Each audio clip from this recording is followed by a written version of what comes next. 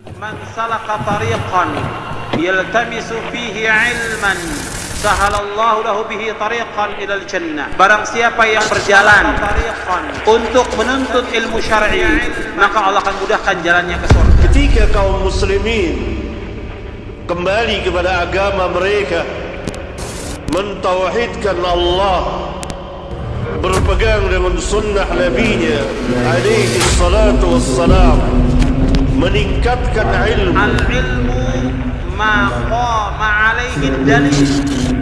Yang dikatakan ilmu itu yang ada dalilnya. Kemudian wanafi, yang bermanfaat. Ilmu yang bermanfaat adalah ilmu yang benar, ilmu yang terpuji, ilmu yang dimuliakan, ilmu Alkitab dan Sunnah. Yang dikatakan bermanfaat yaitu apa-apa yang datang dari Rasulullah SAW. Allah mencintai ilmu dan ahli ilmu. Salawat dan salam semoga senantiasa tercurah kepada Nabi kita Muhammad SAW, kepada keluarga beliau, para sahabat serta orang-orang yang mengikuti sunnah beliau hingga hari kiamat. Ada bersama kita guru kita yang hormat kami sebutkan namanya Al-Ustaz Dr. Musyaffa Ad-Darimi Ibn Hafizahullah Ta'ala, yang insyaallah akan memimpin kita memahami fikih puasa berdasarkan dalil-dalil yang sahih, yang sesuai sunnah para sahabat, sesuai para pemahaman para sahabat dan ulama ahli sunnah wal jamaah. Kami sebutkan beberapa biografi tentang beliau. Beliau adalah seorang dari asal Kudus yang merupakan alumni Universitas Madinah Arabiyah, Fakultas Syariah dan Asia Tenggara, dengan predikat Suri Imam Syafi'i Jember, anggota Dewan Fatwa Perhimpunan Al-Irsyad, dan menjadi dosen STDI Imam Syafi'i. Yang daurah pada kesempatan kali ini, kami menghimbau kepada para jamaah sekalian untuk menjaga ketertiban dan kekhusyuan selama kajian berlangsung. Kemudian mematikan atau menonaktifkan dari handphone kita agar tidak mengganggu konsentrasi, serta tidak berbicara sendiri ketika pemateri menyampaikan materi. Dan yang terakhir, mencatat poin-poin penting agar ilmu yang kita peroleh lebih bermanfaat, mengawasi agar suasana majelis lebih kondusif. Semoga dengan adab yang baik dalam menuntut ilmu ini, Allah Subhanahu wa Ta'ala memberikan keberkahan kepada majelis ini dan menjadikan ilmu yang kita pelajari dengan sebagai pemberat timbangan amal kebaikan yang akhir kiamat kelak. Hadirin jemaah rahimakumullah, tanpa memperpanjang waktu, mari kita simak bersama-sama penyampaian materi fikih puasa yang insyaallah akan disampaikan oleh guru kita Al-Ustaz Dr. Musyaffa Ad-Darimi Mahfizahullah Ta'ala. Kepada beliau kami persilakan.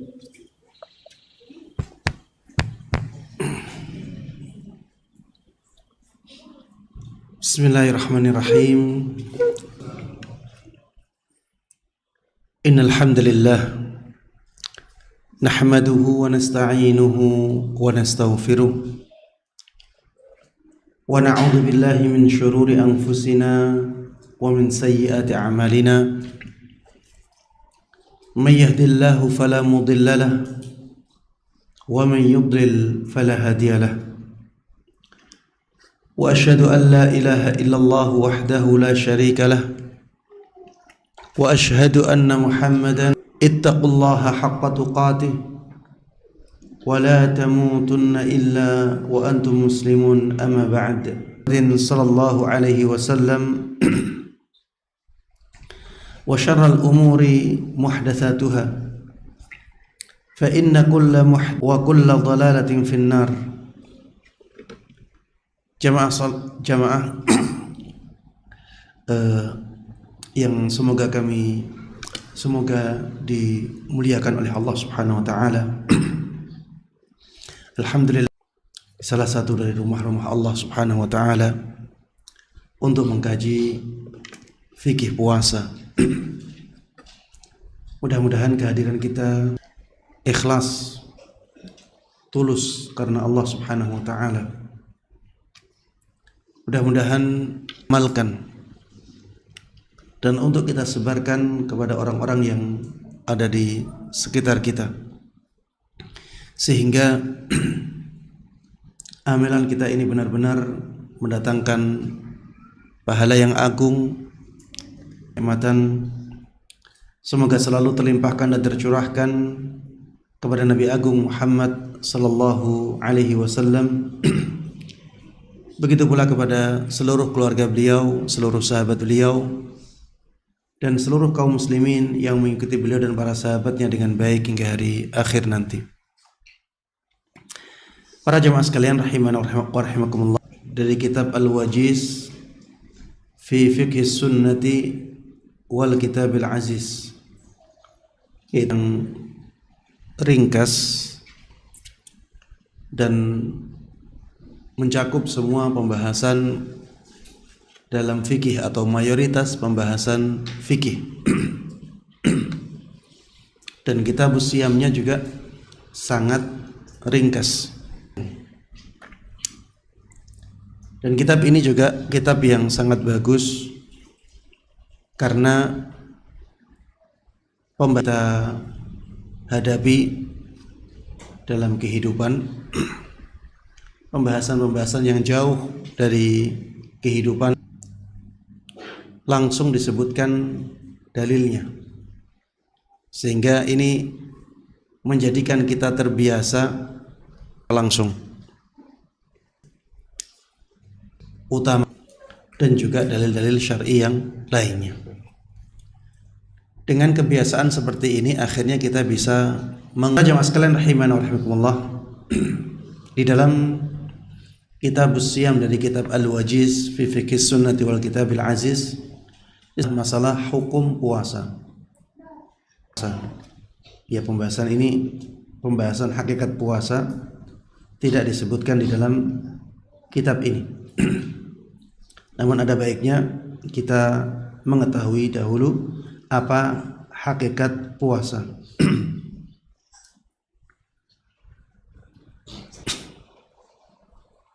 Baik. Bil imsaki 'anil akli wasyurb wasairil muftirat min tulu'il fajri ila ghurubisy syams. Beribadah kepada Allah Subhanahu wa taala dengan menahan diri dari mulai dari terbitnya fajar shadiq sampai terbenamnya matahari. Inilah hakikat puasa. Beribadah kepada Allah Subhanahu wa taala dengan cara menahan diri dari makan dan minum sampai terbenamnya matahari. Jadi puasa itu tidak makan, tidak minum, dan tidak melakukan pembatal-pembatal puasa yang lainnya. Waktunya mulai dari terbitnya fajar shadiq, yaitu waktu subuh, hakikat puasa. Mengetahui hakikat puasa sangat penting agar kita tahu kapan puasa kita sah, kapan puasa kita tidak sah. Karena kalau hakikat puasanya sudah terwujud, maka walaupun ada kekurangan di sana sini, kita katakan puasa tersebut tetap sah. Ada orang misalnya, dia sudah mewujudkan hakikat puasa, tapi dia ghibah, dia berdusta, dia melakukan kemaksiatan. Maka selama dia tidak melakukan pembatal ibadah puasa, maka puasanya itu dianggap apa? Sah, menggugurkan kewajiban dia. Adapun dosa-dosa yang dia lakukan itu mengganggu pahala puasanya. Tapi puasanya tetap sah karena hakikat puasa telah dia wujudkan. Hakikat puasa telah dia lakukan. Baik. Pembahasan yang pertama dalam buku ini adalah tentang hukum puasa dari rukun-rukun Islam. Wa fardun min faraidih, dan salah satu kewajiban dari banyak kewajiban di dalam Islam. Dalilnya apa? Dalilnya adalah firman Allah Subhanahu wa taala di dalam surat Al-Baqarah ayat 183. Ya ayyuhalladzina amanu kutiba alaikumus shiyam kama kutiba alal ladzina min qablikum la'allakum tattaqun. Wahai orang-orang yang beriman, telah diwajibkan atas kalian ibadah puasa sebagaimana telah diwajibkan atas kalian wajibnya ibadah puasa bagi kita sebagai umat sallallahu alaihi wasallam. Puasa wajib adalah Ramadan. Di ayat 185 dari surat Al-Baqarah, Allah Subhanahu wa taala berfirman, "Syahrul Ramadan alladzi unzila fihi al-Qur'an minal huda wal furqan." Al-Qur'an itu sebagai petunjuk bagi manusia. Dia sebagai penjelas dan dia juga sebagai pembeda antara yang hak dan yang batil. Bulan tersebut yaitu bulan Ramadan, maka berpuasalah dia di dalamnya. Ini hukum wajib, ya. Pada asalnya perintah dalam syariat itu menunjukkan hukum melihat bulan Ramadan atau menyaksikan bulan Ramadan. Maka itu menunjukkan wajibnya puasa Ramadan. Disebutkan juga di dalam hadis Nabi sallallahu alaihi wasallam dari sahabat Ibnu Umar radhiyallahu anhuma bahwa Rasulullah sallallahu alaihi wasallam pernah bersabda, "Buniyal Islamu ala khams." Islam itu dibangun di atas 5 pilar, 5 rukun. Syahadati an la ilaha illallah wa anna Muhammadar Rasulullah.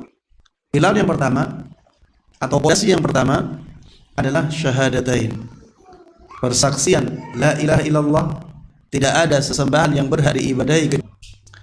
Pilar yang kedua atau pondasi yang kedua, wa iqamis shalah, mendirikan salat. Pilar yang ketiga atau pondasi yang ketiga, wa itaiz zakah, menunaikan zakat. Pilar yang keempat, wa hajjil bait, berhaji ke Baitullah. Kemudian pilar yang kelima, wa shaumi Ramadan, dan berpuasa di bulan Ramadan. Dari puasa di bulan Ramadan dijadikan sebagai atau pondasi keislaman seseorang. Dan keislaman seseorang harus tegak dengan pilar-pilar tersebut. Maka semua pilar di dalam Islam menjadi wajib. Kemudian disebutkan ya di dalam hadis Nabi sallallahu alaihi wasallam, Allahu anhu pernah mengatakan, sami'tu Rasulullah sallallahu alaihi wasallam yaqul, aku pernah dengar Rasulullah sallallahu alaihi wasallam bercerita, qada bi dhab'iyya, suatu ketika aku sedang tidur, kemudian tiba-tiba ada 2 orang laki-laki, mereka mengambil kedua lenganku, menggandeng Nabi. Ada cerita panjang.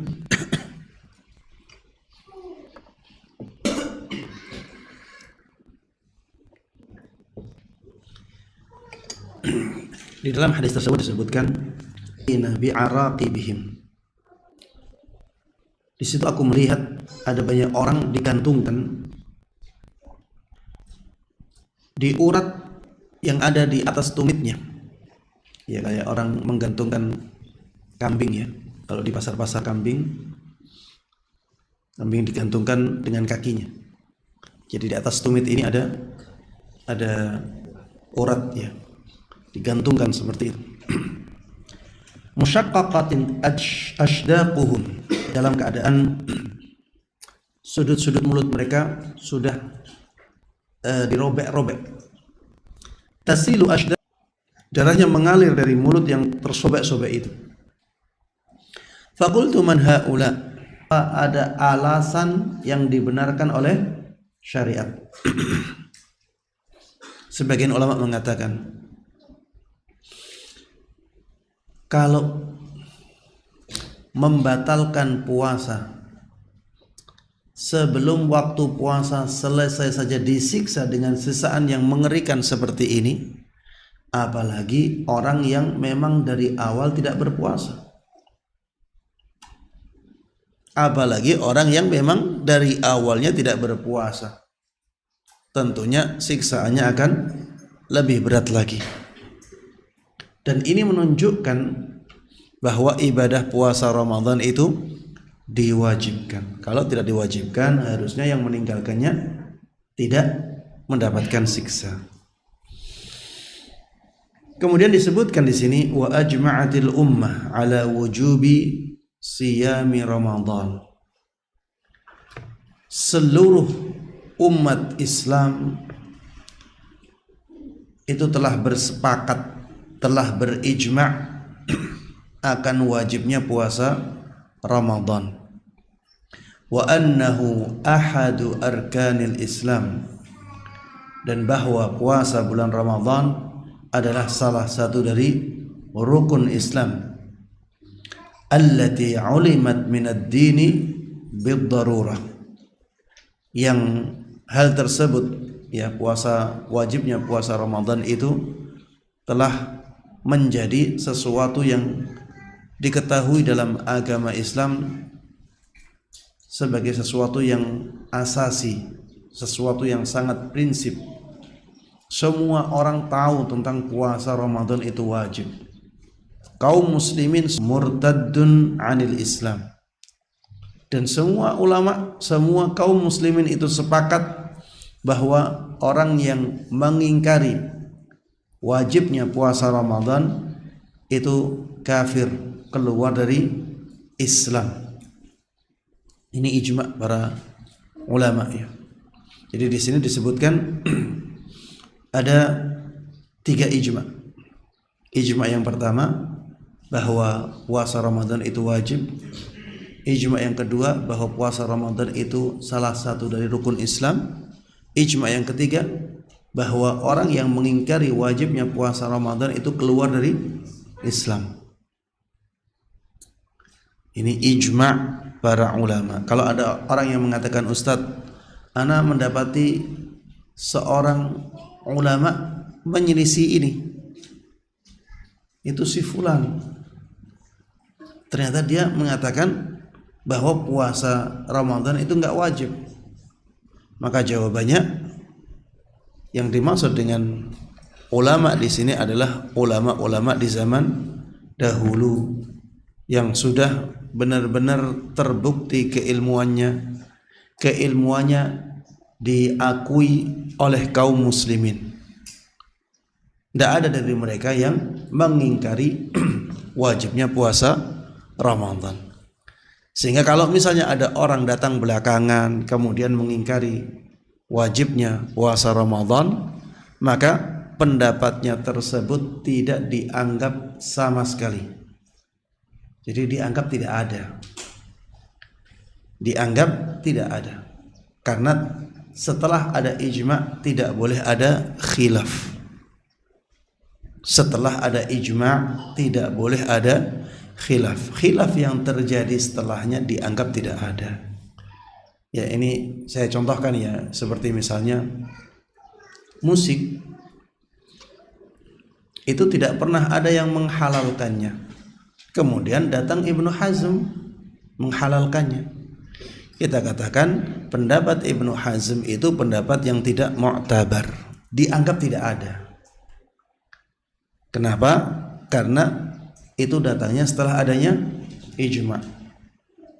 Semua ulama kaum muslimin sebelum Ibnu Hazm itu mengharamkan alat-alat musik sebagaimana disebutkan oleh Rasulullah sallallahu alaihi wasallam dalam salah satu hadisnya. Sehingga pendapat Ibnu Hazm ini dianggap pendapat yang datang setelah ijma'. Ketika sudah ada ijma', tidak boleh ada khilaf. Khilaf yang terjadi setelahnya dianggap tidak ada sama sekali. Pembahasan yang kedua di dalam kitab ini yang berkaitan dengan puasa adalah keutamaan ibadah puasa. Keutamaan ibadah puasa sangat banyak sekali. Yang disebutkan di sini hanya sebagiannya saja karena memang kitab ini adalah kitab yang ringkas. Keutamaan yang pertama disebutkan di dalam hadis yang diriwayatkan oleh sahabat Abu Hurairah radhiyallahu anhu. Beliau mengatakan bahwa Rasulullah sallallahu alaihi wasallam pernah bersabda, "Man shama Ramadan imanan wa ihtisaba, ghufira lahu ma taqaddama min dhanbi."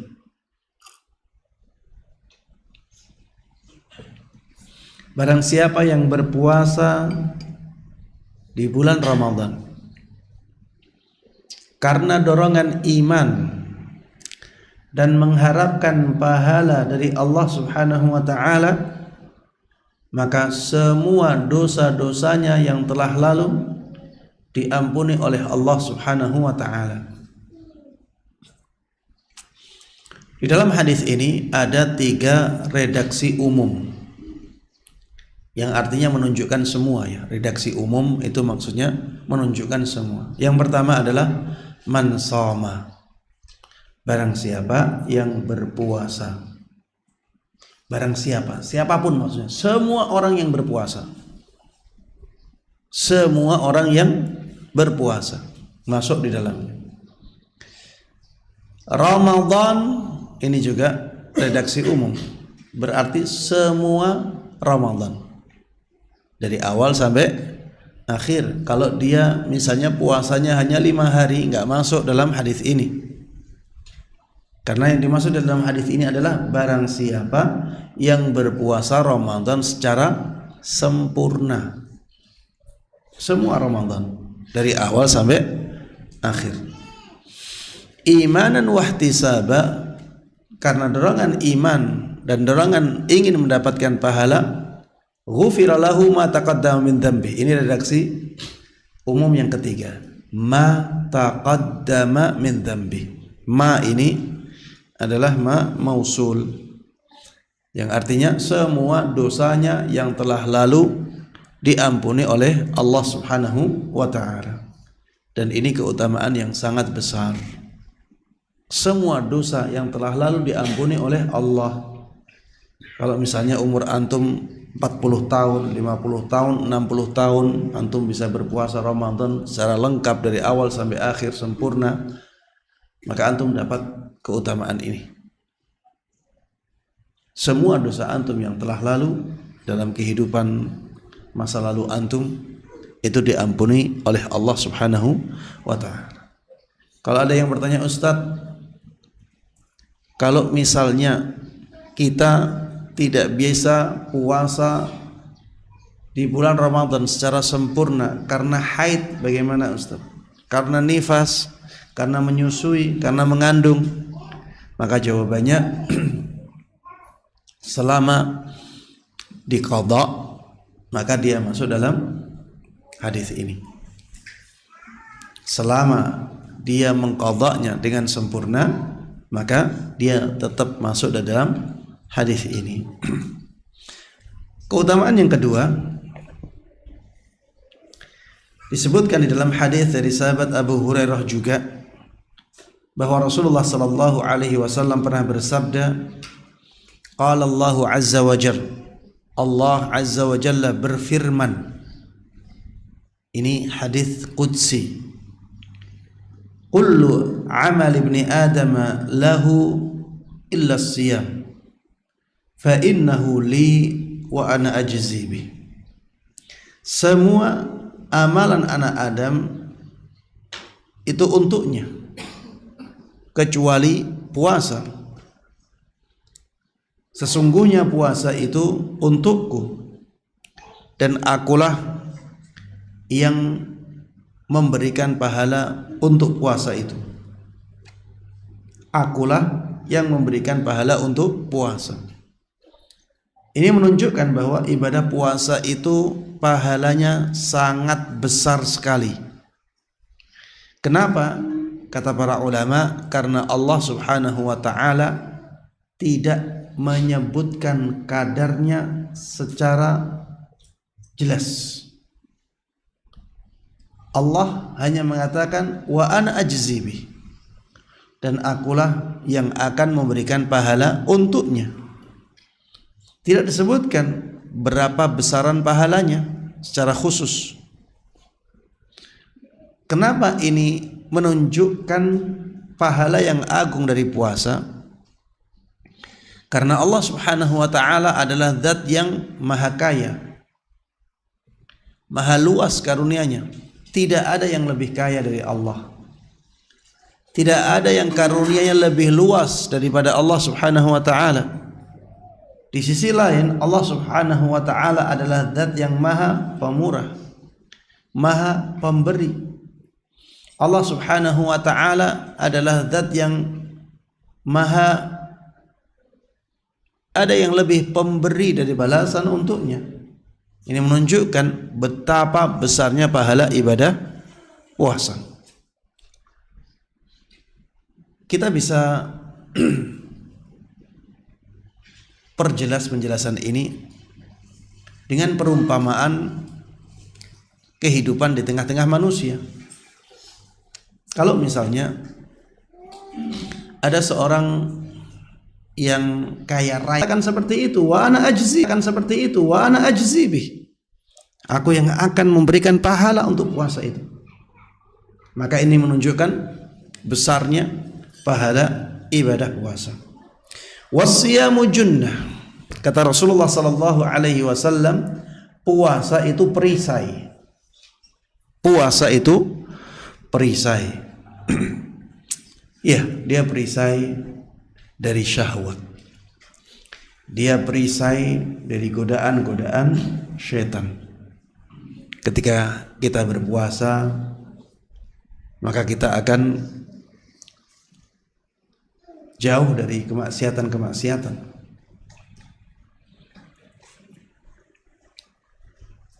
Kita akan malas melakukan keburukan karena kita merasa berpuasa. Syahwat kita akan melemah. Makanya Rasulullah sallallahu alaihi wasallam berpesan kepada para pemuda yang belum punya kemampuan untuk menikah, wa man lam yastati fa alaihi bis-shaum fa innahu lahu wija. Barang siapa dari para pemuda itu belum punya kemampuan untuk menikah, maka dia berpuasa. Hendaklah dia berpuasa, karena puasa itu akan menjadi perisai baginya. Orang yang berpuasa, maka kekuatannya akan melemah. Ketika kekuatannya melemah, otomatis syahwatnya juga akan melemah. Ketika syahwatnya melemah, otomatis perbuatan-perbuatan buruknya akan semakin lemah juga, semakin sedikit. Ya, di samping ya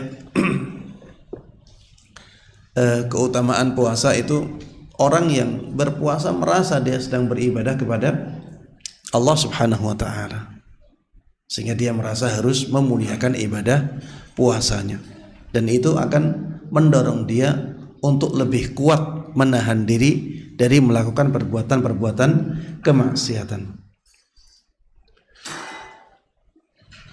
Baik. Keutamaan yang berikutnya yang disebutkan di sini, walladzi nafsu Muhammadin biyadihi la khalufu famis saim atyabu 'indallahi yaumal qiyamah min rihil misk. Demi Allah yang jiwa Muhammad ada di tangannya, sungguh bau mulut orang yang berpuasa itu lebih wangi di sisi Allah Subhanahu wa ta'ala pada hari kiamat nanti melebihi bau parfum misik. Orang yang berpuasa biasanya bau mulutnya menjadi tidak enak, ya, tidak sedap, karena lambungnya kosong. Ketika lambungnya kosong, ya ini mendatangkan bau yang tidak sedap ke mulut orang yang berpuasa. Ini pun ada pahalanya, ada keutamaannya. Bau mulut tersebut akan Allah ganti di hari kiamat nanti dengan bau yang lebih wangi daripada parfum misik. Parfum misik di masa Nabi Shallallahu Alaihi Wasallam adalah parfum yang paling wangi. Tidak ada parfum yang lebih wangi daripada parfum misk. Dan Allah Subhanahu wa ta'ala akan mengganti bau mulut orang yang berpuasa itu di hari kiamat nanti dengan parfum atau dengan bau yang lebih wangi dari baunya parfum misik ini. Kemudian Rasulullah sallallahu alaihi wasallam mengatakan, walis-saimi farhatan. Dan bagi orang yang berpuasa ada dua kebahagiaan. idza aftara fariha bi fitrihi. Apabila dia berbuka, maka orang yang berpuasa itu berbahagia dengan bukanya. Wa idza laqiya rabbahu fariha bi shaumi. Dan ketika seorang yang berpuasa itu menemui Rabbnya, yaitu di hari kiamat nanti, fariha bi shaumi, maka dia akan sangat berbahagia dengan puasanya.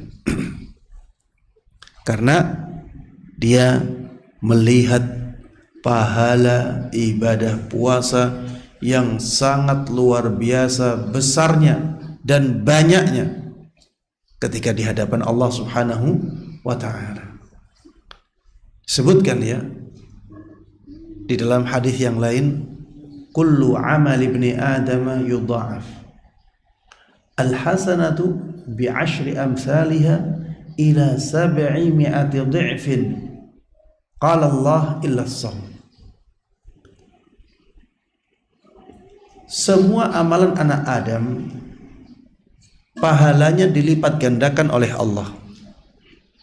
Satu kebaikan akan dilipat gandakan pahalanya hingga 10 kali lipatnya. Bahkan bisa sampai 700 kali lipatnya. Allah Subhanahu wa ta'ala berfirman, kecuali puasa. Dan ini menunjukkan bahwa ibadah puasa pahalanya bisa Allah lipat gandakan hingga melebihi 700 kali lipat. Hingga melebihi 700 kali lipat. Antum kalau bekerja, gaji antum dilipat gandakan 100 kali, senang tidak? 100 kali. Ini sampai lebih dari 700 kali lipat pahala puasa. Makanya ada seorang sahabat Nabi sallallahu alaihi wasallam yang meminta pesan atau nasihat dari Nabi. Sahabat ini mengatakan, wahai Rasulullah sallallahu alaihi wasallam, perintahkan kepadaku suatu amalan yang aku bisa terus melakukannya sehingga Allah Subhanahu wa ta'ala menjadikan aku bermanfaat dengannya. Kata Rasulullah sallallahu alaihi wasallam, alaika bis-shaum fa innahu la mithlalah. Berpuasalah, karena puasa itu tidak ada tandingannya. Puasa itu tidak ada tandingannya. Sahabat ini dalam riwayat yang lain disebutkan mengulangi pertanyaan yang sama, mengulangi perkataan atau permintaan yang sama. Perintahkan kepadaku suatu amalan yang aku pegang teguh dan Allah Subhanahu wa ta'ala menjadikan aku bermanfaat dengannya.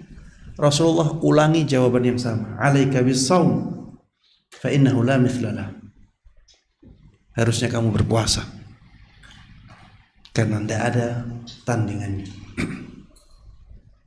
Ini menunjukkan ya bahwa ibadah puasa itu pahalanya sangat besar, pahalanya sangat banyak.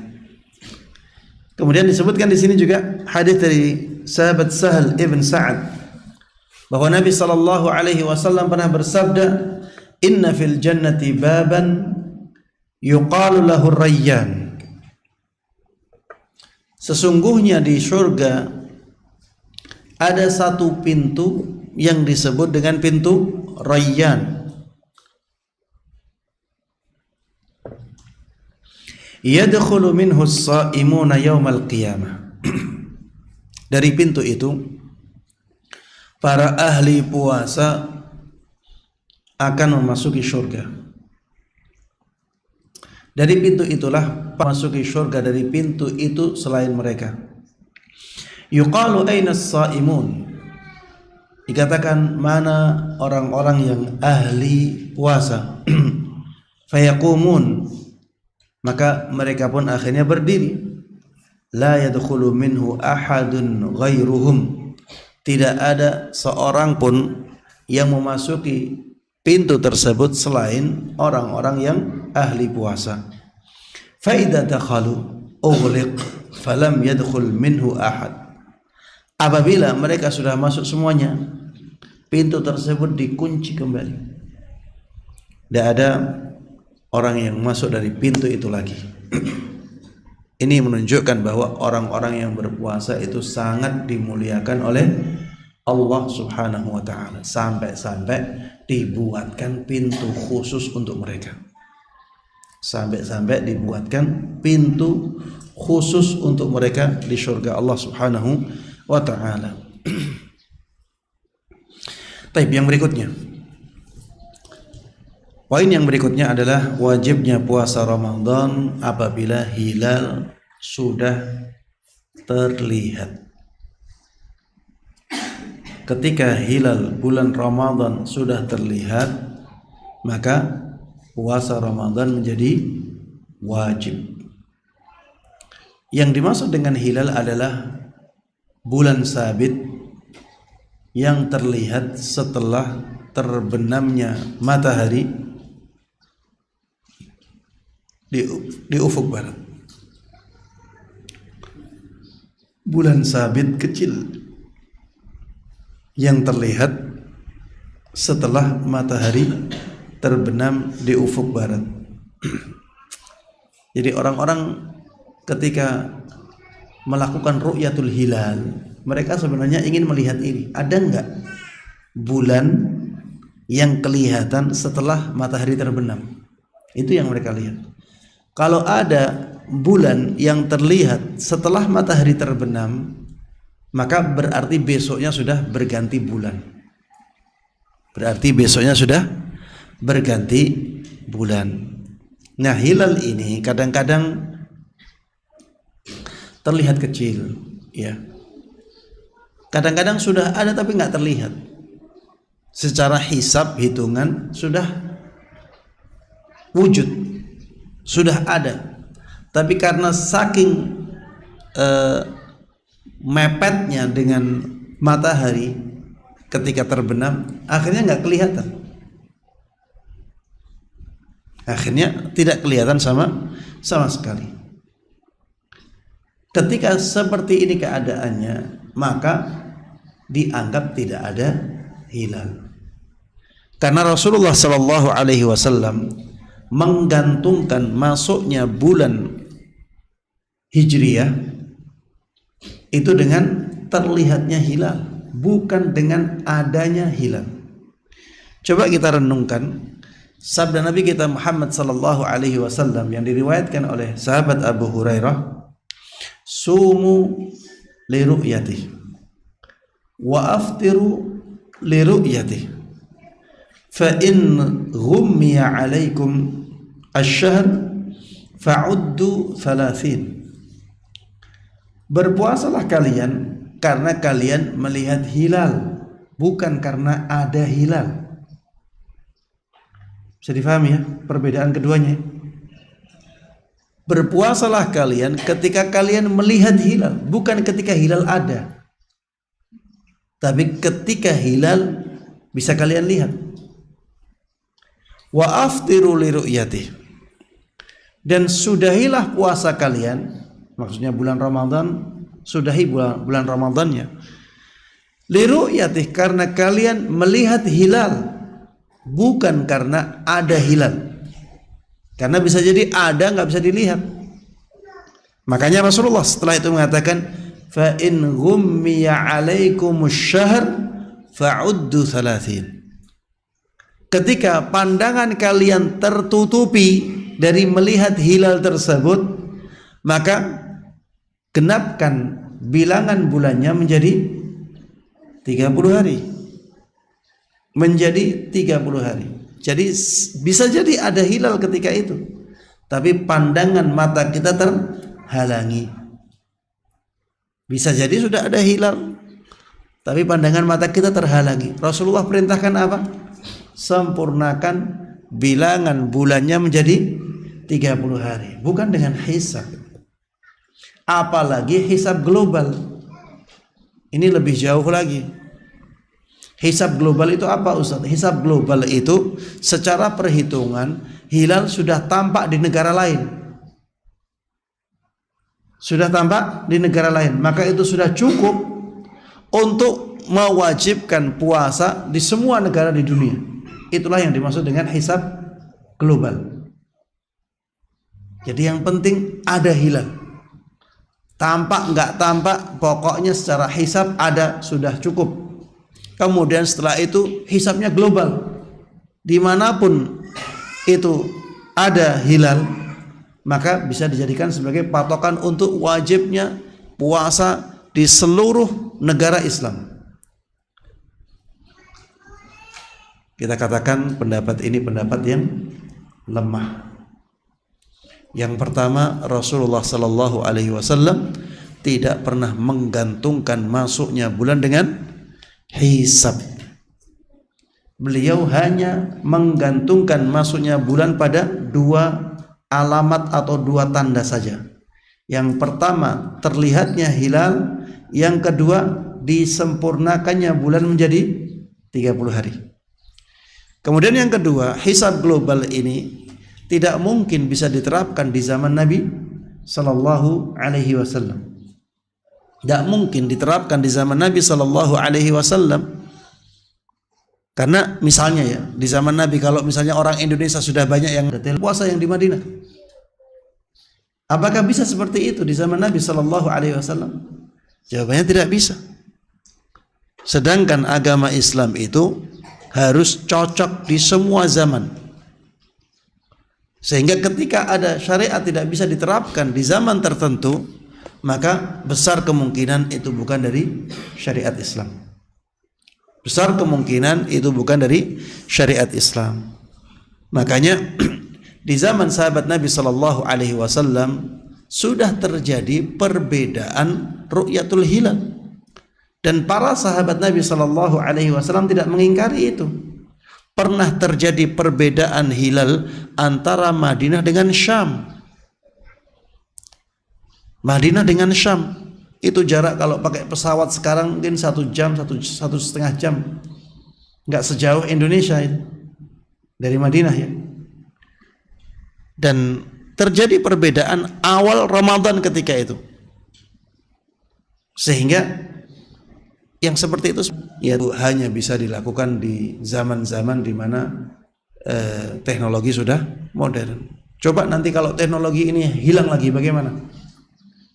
Kalau kita wajibkan manusia dengan hisab global atau ru'yatul hilal global, bagaimana nanti menerapkan di syariat? Kalau seperti itu nggak jadi syariat, kan tidak seperti itu. Harusnya syariat Islam itu bisa diterapkan di semua zaman. Wallahu ta'ala alam. Pembahasan yang berikutnya, bima yathbutus syahr. Dengan apa masuk ditetapkan maka sudah bisa ditetapkan bahwa bulan Ramadan telah datang. Au ikmal, sempurnakan bulan Sya'ban menjadi 30 hari. Hal ini berdasarkan hadis dari sahabat Ibnu Umar radhiyallahu anhu, beliau mengatakan, beliau mengatakan, tara an-nasul hilal.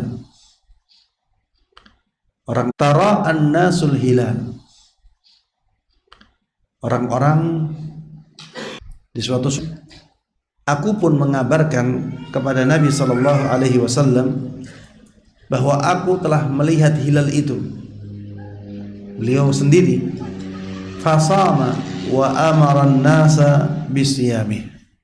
Maka beliau pun akhirnya berpuasa karena info dariku, dan memerintahkan kepada semua orang untuk berpuasa. Zahir hadis ini atau hadis ini secara sekilas menunjukkan bahwa satu orang saja yang mengaku melihat hilal, selama orang tersebut bisa dipercaya, itu sudah cukup. Ini untuk masuknya hilal Ramadan. untuk masuknya bulan Ramadan.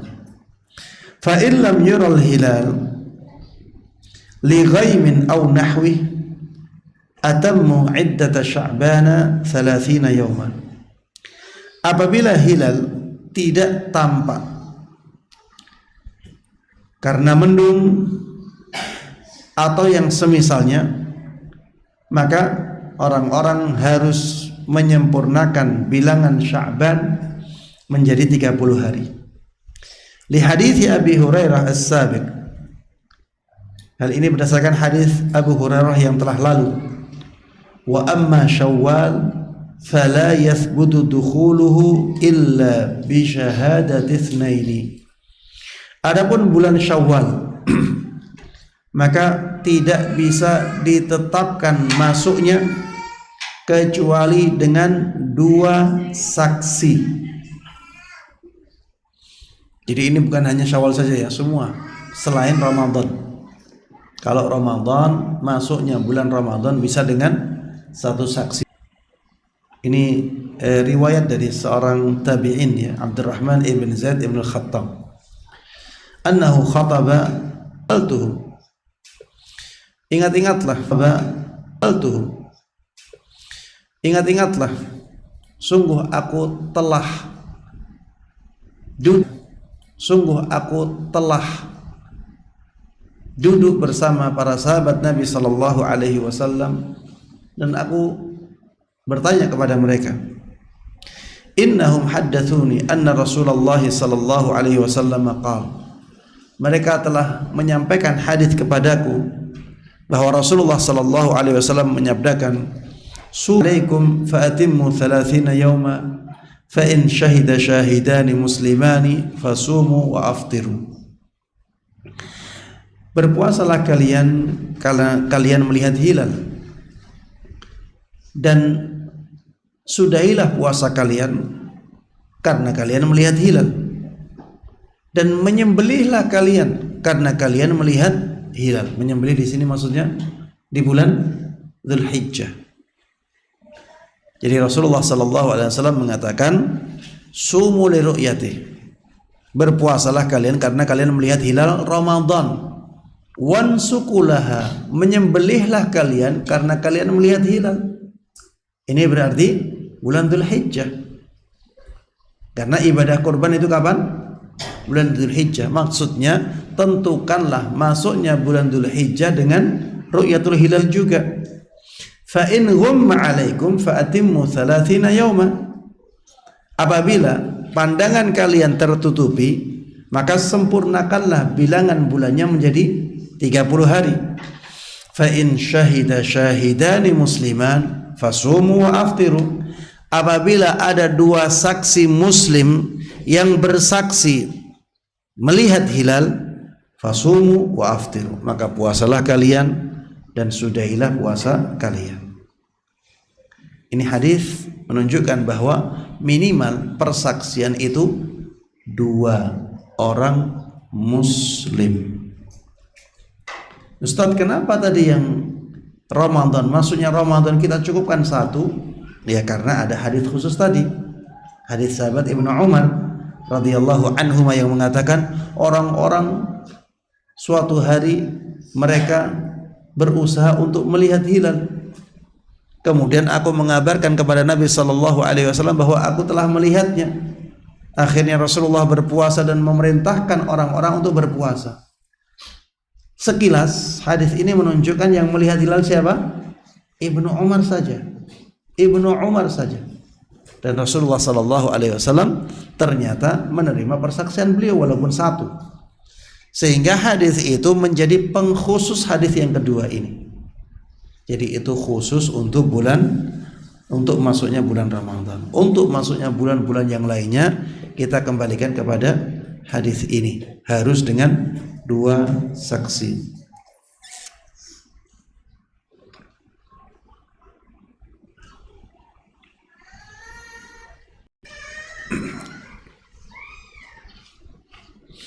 Di sini ada tanbih, peringatan atau catatan.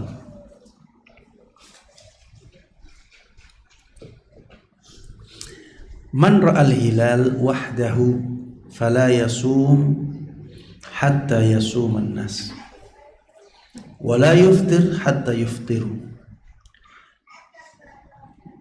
Fa'an Abi Hurairah anna Nabiya sallallahu alaihi wasallam qala as-sawmu yawma tasumun wal fitru yawma tuftirun wal adha yawma tudahhun. Ini masalah yang diperselisihkan oleh para ulama ya. Tapi disebutkan di sini, barang siapa yang melihat hilal sendirian. Barang siapa yang melihat hilal sendirian dan persaksiannya tidak diterima, maka dia tidak boleh berpuasa sampai orang-orang berpuasa, dan dia tidak boleh menyudahi puasanya sampai orang-orang menyudahi puasanya. Begitu pula di hari Idul Adha, dia tidak boleh beridul adha sampai orang-orang melakukannya. Ini masalah yang diperselisihkan oleh para ulama. Ada yang berpendapat seperti ini, ada juga yang berpendapat kalau persaksiannya tidak diterima tapi dia benar-benar yakin melihat hilal, dia tetap berpuasa, tapi dia sembunyikan. Berpuasa untuk dirinya, karena dia benar-benar melihat hilal itu, dia yakin. Anda melihat pendapat ini lebih hati-hati ya, pendapat ini lebih hati-hati karena dia benar-benar melihat hilal, maka itu hujjah bagi dia bahwa bulan sudah berganti. Adapun persaksian dia tidak diterima ya, maka ini menggugurkan ya kewajiban bagi masyarakat yang tidak melihat hilal untuk berpuasa ya. Jadi akhirnya kewajiban berpuasa mereka di hari itu gugur karena mereka tidak melihat hilal. Adapun yang melihat, maka dia diwajibkan untuk berpuasa dan menyembunyikan puasanya untuk menghindari perpecahan, perselisihan, kegaduhan di tengah-tengah kaum muslimin. Wallahu a'lam. Poin yang berikutnya atau masalah yang berikutnya adalah masalah siapa yang berkewajiban puasa Ramadan. Kepada siapa puasa Ramadan diwajibkan? Ajma'al ulama ala annahu yajibu as-sawm 'ala al-muslimil 'aqilil baligh. Para ulama telah berijma' bahwa puasa Ramadan itu diwajibkan kepada seorang muslim yang berakal dan mencapai usia baligh, as-sahih yang sehat, al-muqim yang tidak safar. Wa yajibu an takuna al-mar'atu tahiratan minal haid wan nifas. Dan perempuan diharuskan suci dari haid dan nifasnya. Iya. Sifatnya apa tadi? Yang pertama, dia harus seorang muslim. Ustadz, orang kafir enggak wajib. Dia diwajibkan. Tapi kalau dilakukan ketika kafir, maka puasanya tidak sah. Ya, ini pendapat mayoritas ulama ya. Mayoritas ulama berpendapat orang kafir pun wajib berpuasa. Tapi kalau mereka berpuasa ketika dalam keadaan kafir, maka puasanya tidak sah. Ini seperti orang yang punya kewajiban sholat duhur ketika masuk waktu zuhur dalam keadaan dia sedang hadas. Dia belum berwudu, matahari tergelincir, sudah masuk waktu zuhur. Wajib sholat zuhur enggak tidak? Dia wajib. Kalau dia sholat zuhur dalam keadaan masih berhadas, sholatnya sah atau tidak? Tidak. Dia wajib sholat tapi harus wudu dulu. Dia wajib sholat tapi kalau ingin sholatnya sah dia harus wudu dulu. Tapi dalam keadaan hadas pun dia punya kewajiban sholat. Ini juga sama. Orang yang kafir di luar Islam dia wajib puasa, tapi kalau ingin puasanya sah dia harus masuk Islam dulu. Dalam keadaan kafir pun dia diwajibkan untuk berpuasa. Ustadz, apa manfaatnya?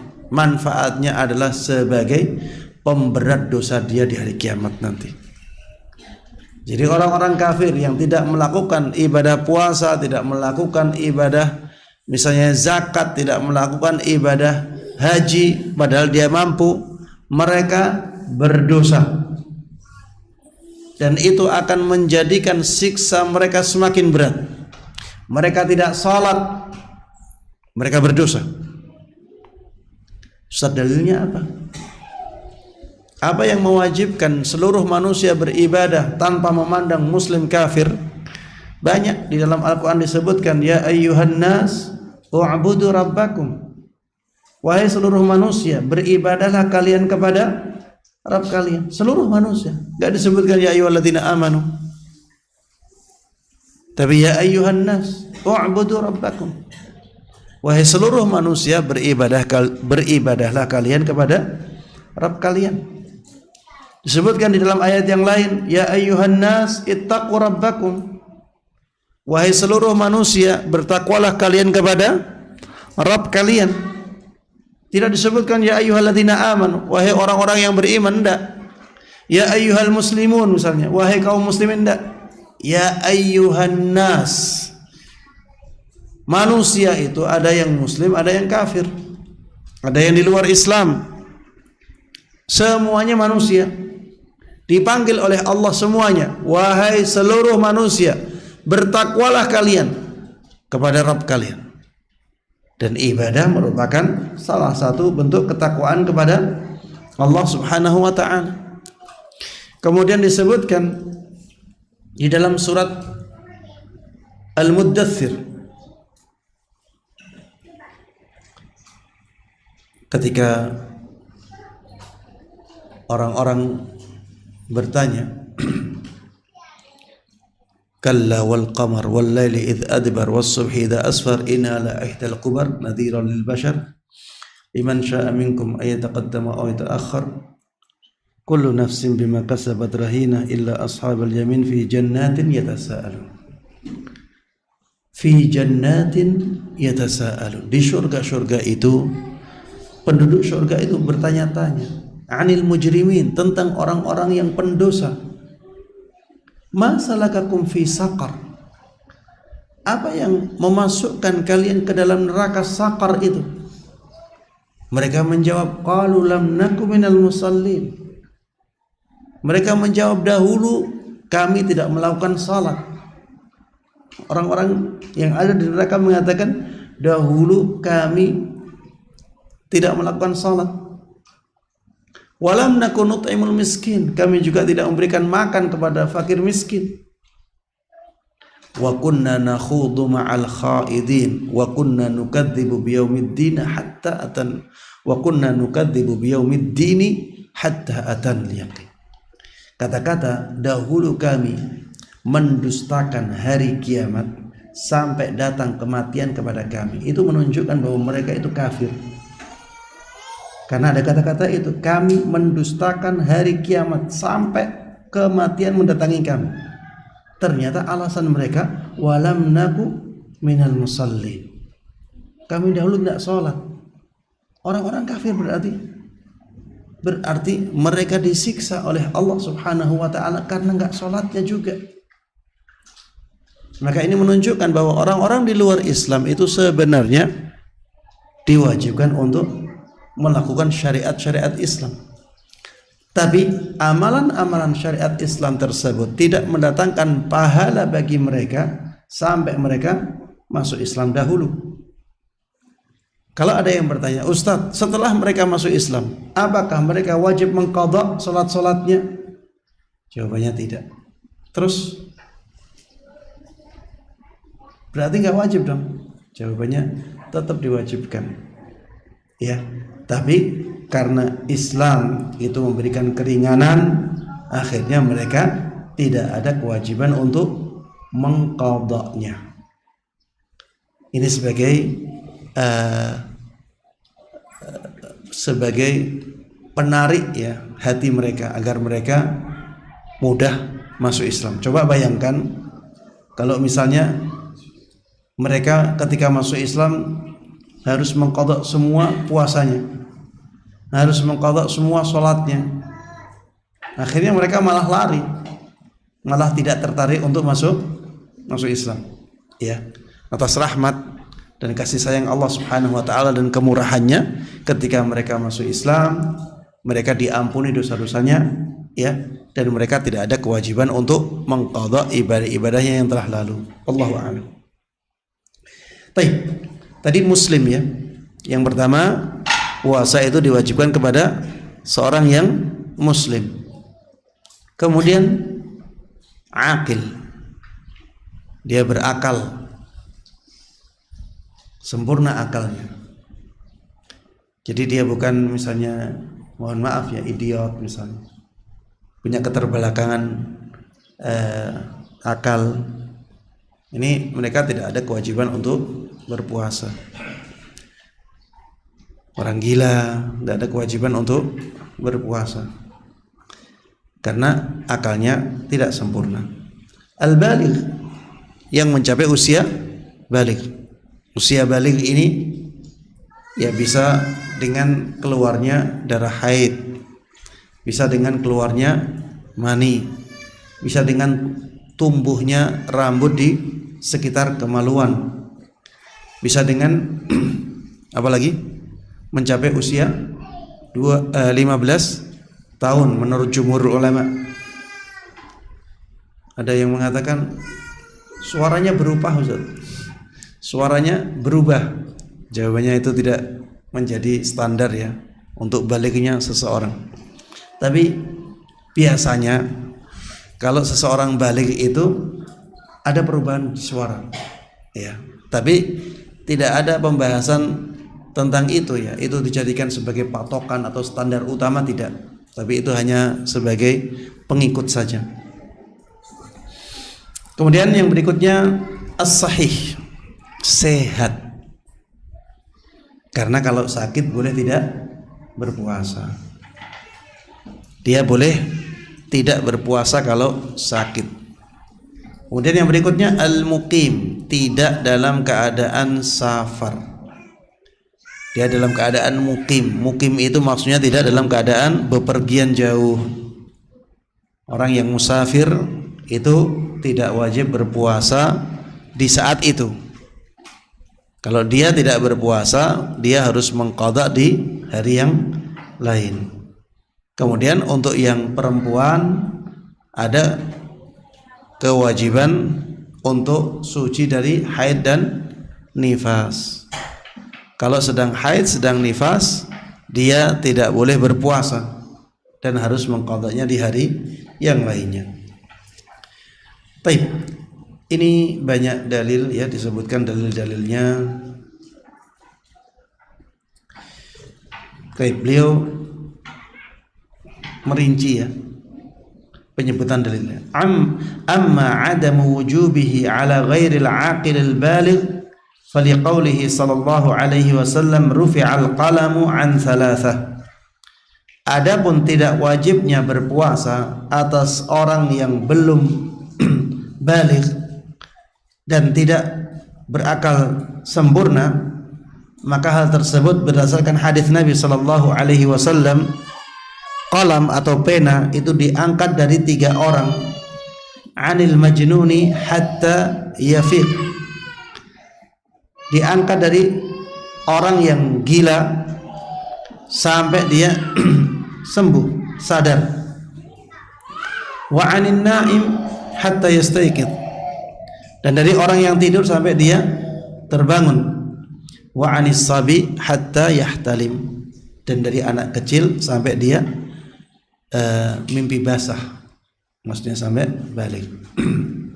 Ya, ini menunjukkan bahwa orang yang akalnya tidak sempurna tidak punya kewajiban dalam syariat.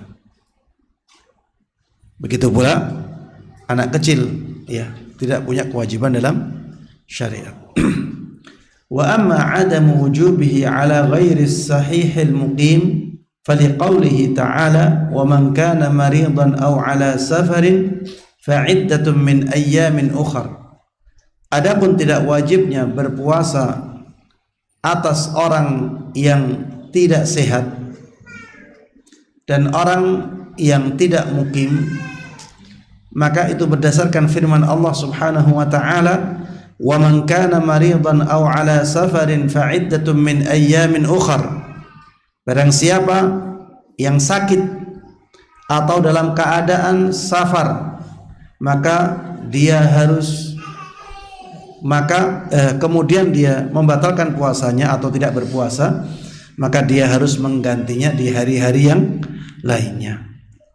Disebutkan di situ dalam keadaan sakit atau dalam keadaan musafir. Kemudian tidak berpuasa, maka dia boleh menggantinya atau wajib menggantinya di hari-hari yang lainnya. Fa in shama al-marid wal musafir ajza'ahuma. Apabila orang yang sakit tetap berpuasa atau orang yang sedang musafir, sedang safar tetap berpuasa, ajza'ahuma, maka cukup puasa itu bagi keduanya. Tidak apa-apa, maksudnya tidak masalah, tetap puasanya sah, menggugurkan kewajiban dia. Li'anna ibahatal fitri lahuma rukhsah, karena bolehnya tidak berpuasa bagi keduanya adalah bentuk keringanan. Fa in akhadha bil azimah fahuwa khair. Apabila kedua orang ini tetap mengambil hukum aslinya, yaitu wajibnya berpuasa, maka itu kebaikan, maka itu amal kebaikan. Pertanyaannya, wa ayyuhuma afdal, al-fitru amis shaum? Pertanyaannya selanjutnya adalah mana yang lebih baik baginya? Mana yang lebih baik bagi keduanya? Apakah lebih baik bagi keduanya untuk tidak berpuasa, mengambil keringanan, ataukah lebih baik bagi keduanya untuk berpuasa? Disebutkan di sini, illam yajidil maridu wal musafiru masyaqqatan bis-shaumi fas-shaumu afdal. Apabila orang yang sakit dan orang yang sedang safar tidak mendapatkan keberatan dalam puasanya, maka berpuasa bagi keduanya lebih baik, lebih afdal, lebih utama. Kalau ada yang pertanyaan, Ustaz, kalau berat tapi masih ringan, berat sedikit. Kalau beratnya masih sedikit, maka masih lebih baik berpuasa.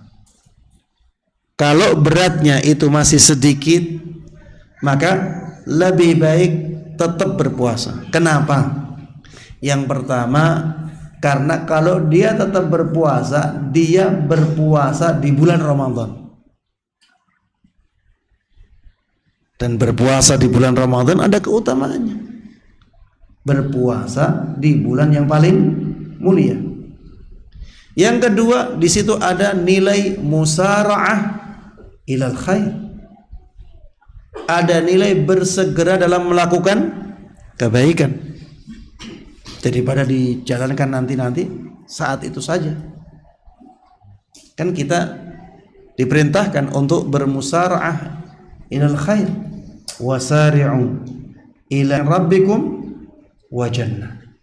Innahum kanu yusari'una fil khairat wa yad'unana raghaban wa rahaba. Intinya, ya ada perintah dalam syariat, ada anjuran dalam syariat untuk bersegera dalam melakukan kebaikan. Lebihnya karena bepergian, maka Kalau dia berpuasa berat sekali, lebih baik tidak berpuasa, lebih afdal. Arti lebih afdal itu lebih banyak pahalanya, lebih utama bagi dia untuk tidak berpuasa. Dalilnya apa? Dari sahabat Abu Sa'id Al-Khudri radhiyallahu anhu.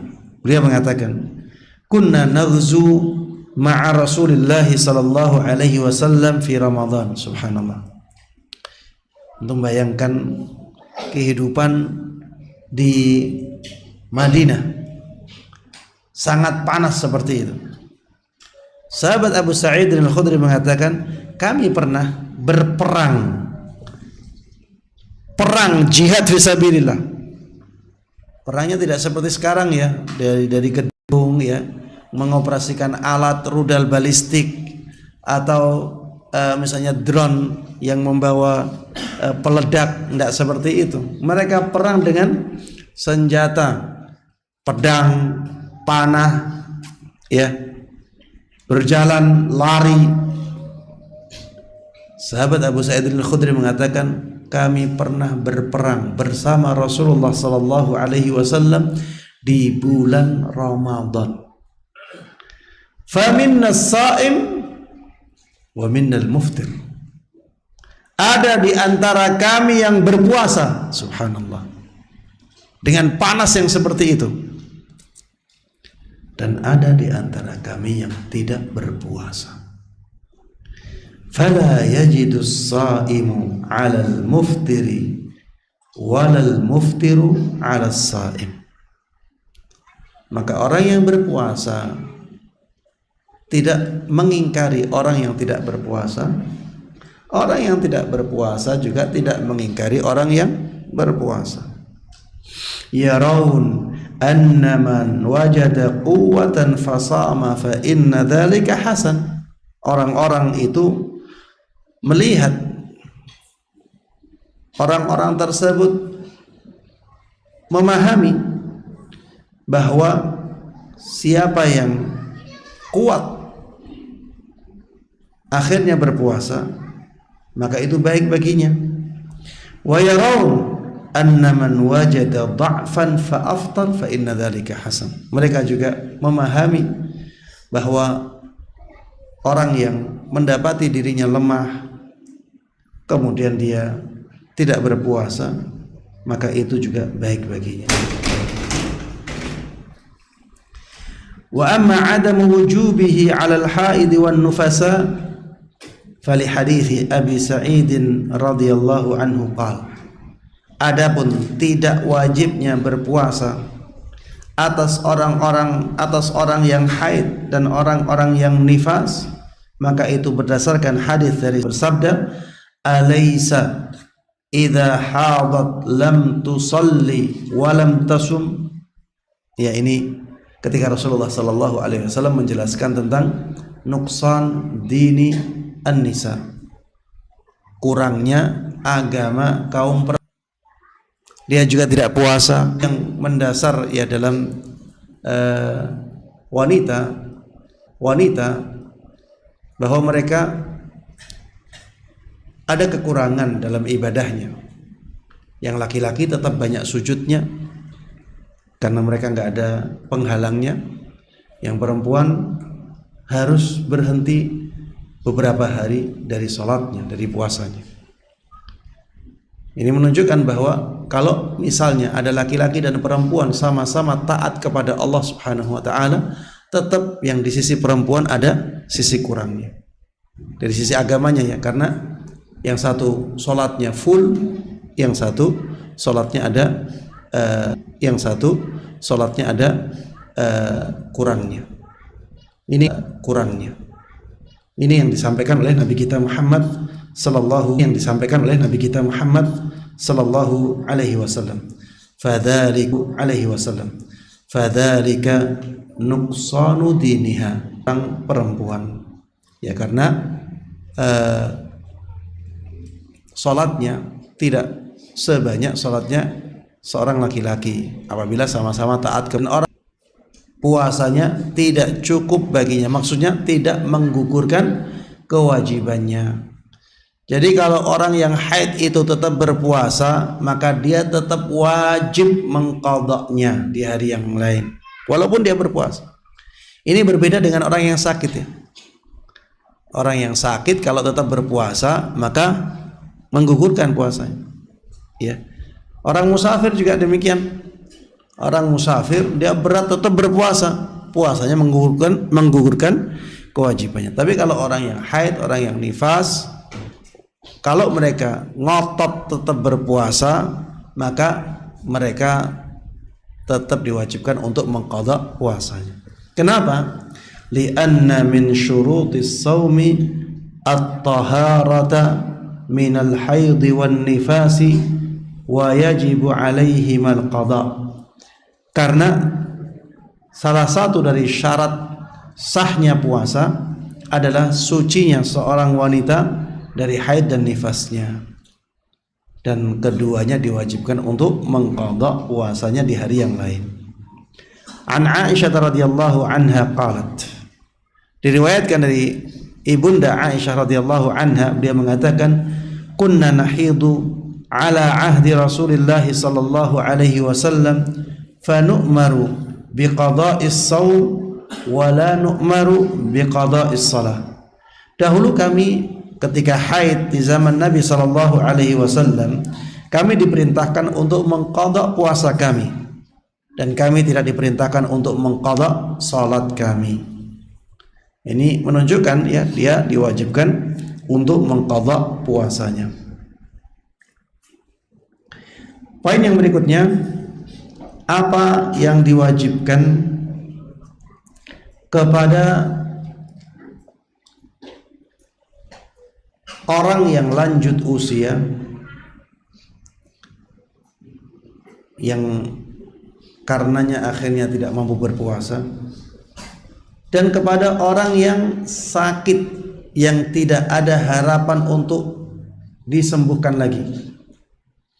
Ada sakit yang menahun ya, secara kedokteran orang ini tidak bisa sembuh lagi, dan dia tidak bisa berpuasa.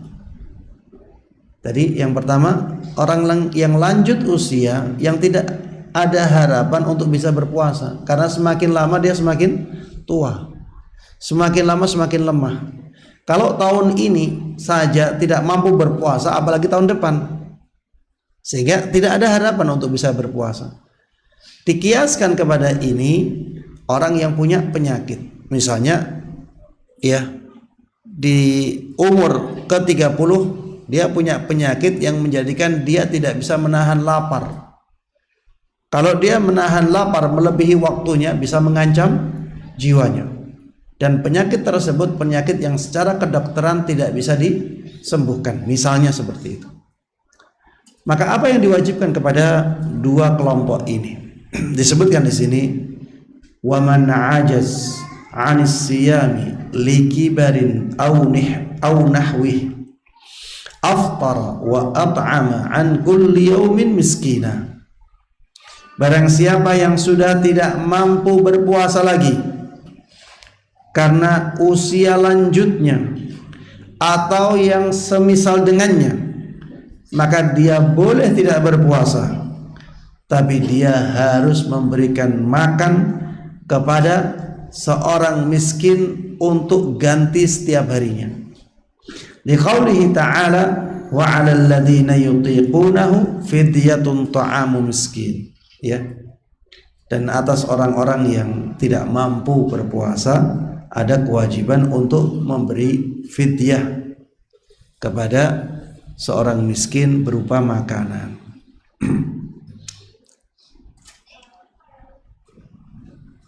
Baik, yang berikutnya al-hubla wal murdi. Ya, ana tadi baca-baca ya masalah fidyah ini. Nggak tahu nanti dibahas nggak ini? Iya, dibahas ini. Ya, nanti ketika pembahasan itu kita masuk dalam. Yang berikutnya adalah al-hubla wal murdi. Orang yang hamil dan orang yang menyusui. Ibu hamil dan ibu menyusui, apa kewajiban mereka? Ada perbedaan pendapat di kalangan para ulama dalam masalah ini.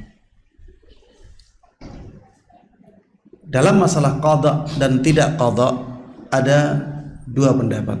Ada yang mengatakan tidak wajib mengqadanya, tapi yang diwajibkan kepada keduanya adalah fidyah. Yang kedua, ini pendapat mayoritas ulama. Mereka mengatakan keduanya diwajibkan untuk mengqadanya. Keduanya diwajibkan untuk mengqadanya. Pendapat yang pertama dinukil dari sahabat Ibn Abbas dan sahabat Ibn Umar. Pendapat yang kedua, pendapat yang dinukil dari sahabat Ali, ya ini berdasarkan penyebutan dari seorang ulama dalam mazhab Hanafiyah, Al-Jassas. Kemudian ada juga yang mengatakan sahabat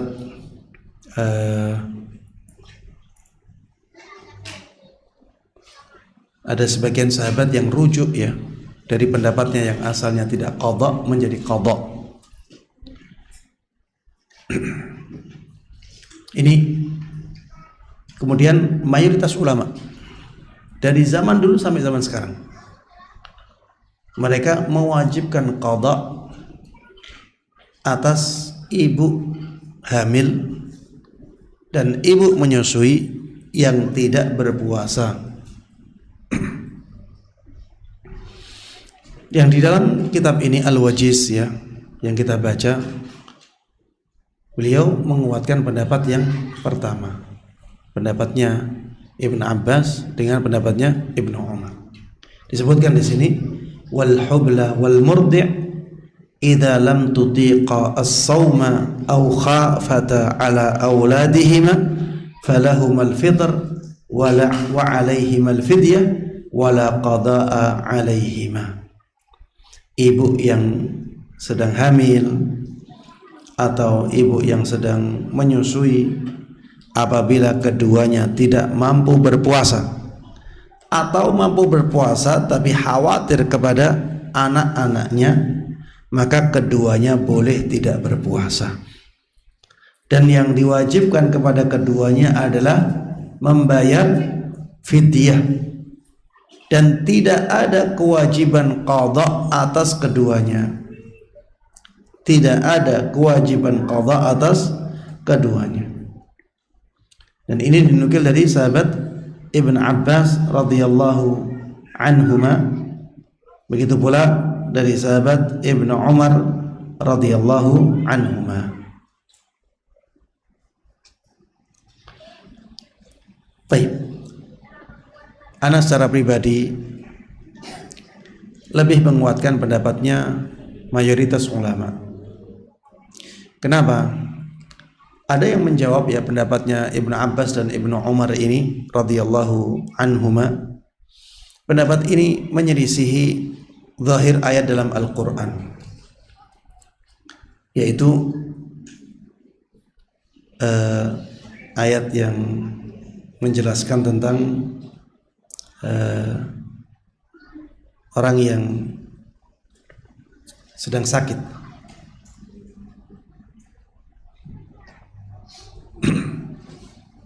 Wa man kana maridan aw ala safarin fa'iddatun min ayyamin ukhra.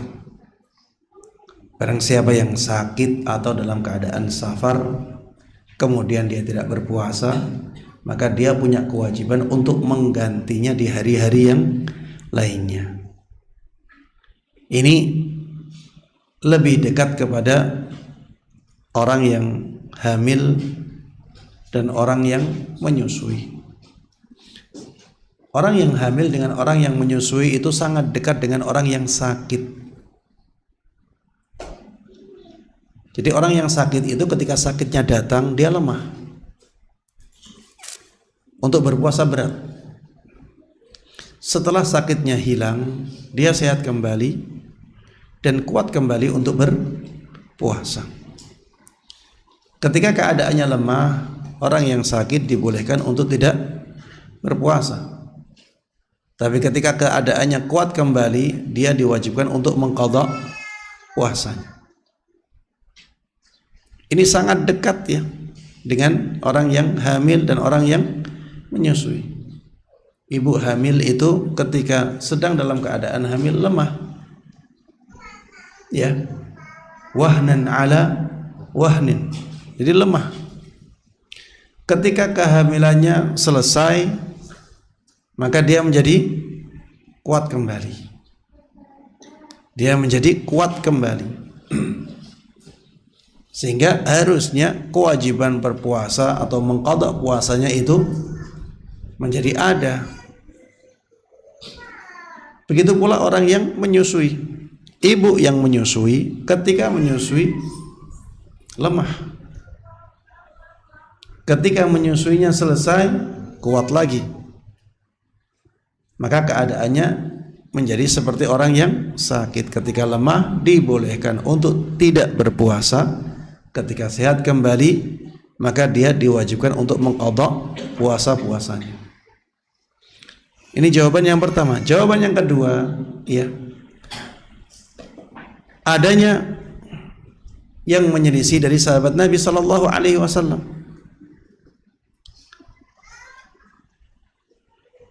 Bukti nyatanya adalah semua a'immah arba'ah itu tidak mengambil pendapat dua sahabat itu dalam madhab yang mu'tamadnya.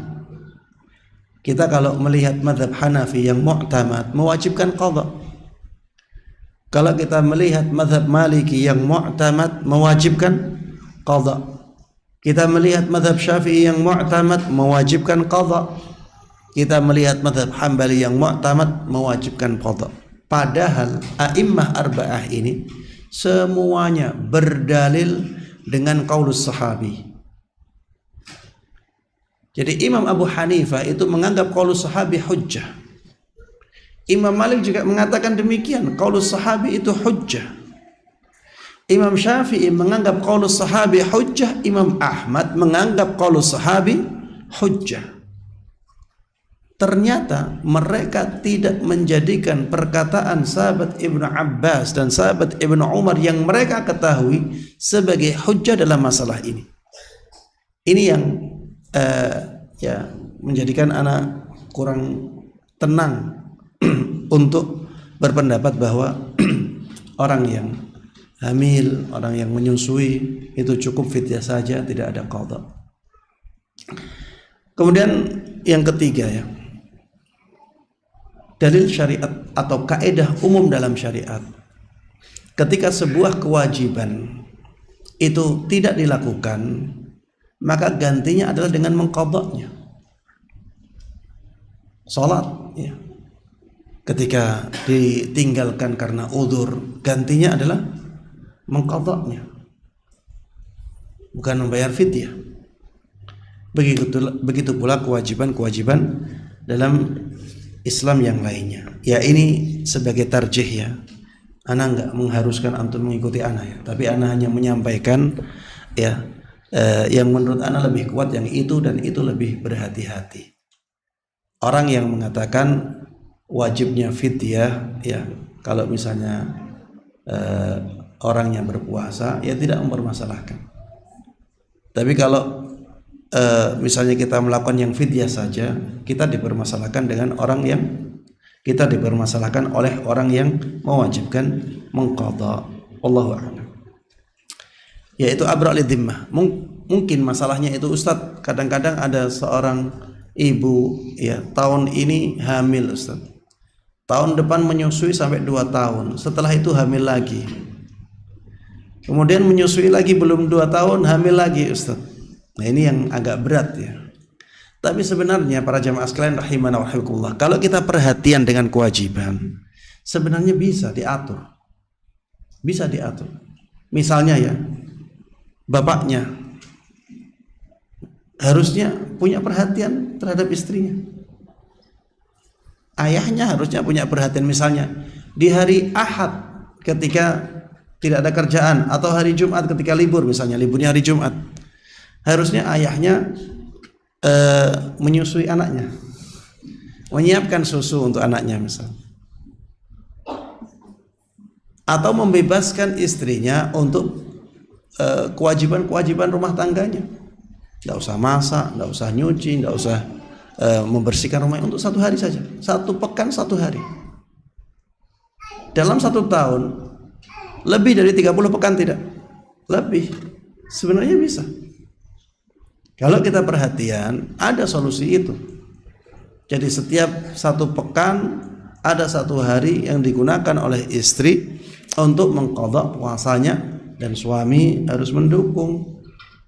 Suami harus benar-benar memperhatikan istrinya, disuruh bed rest misalnya, tidak usah ngapa-ngapain. Jadi permaisuri 1 hari dalam sepekan. Bisa tidak seperti itu? Bisa.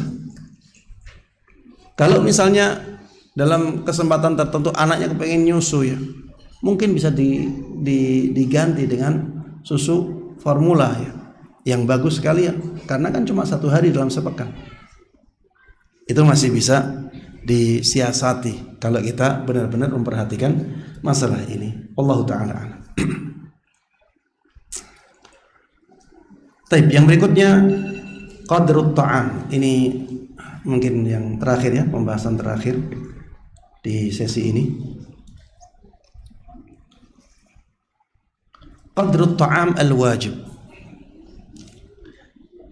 Kalau tadi dikatakan wajib membayar fidyah, maka berapa kadar fidyah itu?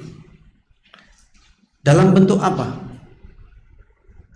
Kalau sahabat Anas ibn Malik ini sahabat yang mendapatkan doanya Nabi SAW, umurnya panjang. Dalam sebuah riwayat disebutkan umur beliau akhirnya lebih dari 100 tahun. Dapat doa dari Nabi SAW agar umurnya panjang. Beliau juga dapat doa dari Nabi SAW agar anaknya banyak. Ya Allah alam anaknya berapa, tapi sampai puluhan. Ini di akhir hayat beliau lemah. Tubuhnya lemah sampai akhirnya tidak bisa atau tidak mampu untuk berpuasa. Apa yang dilakukan oleh beliau? Disebutkan di sini annahu dha'ufa 'anis shaum. Miskinan fa, ya, itu jenis makanan yang mengatakan itu campuran antara roti, kuah sama daging.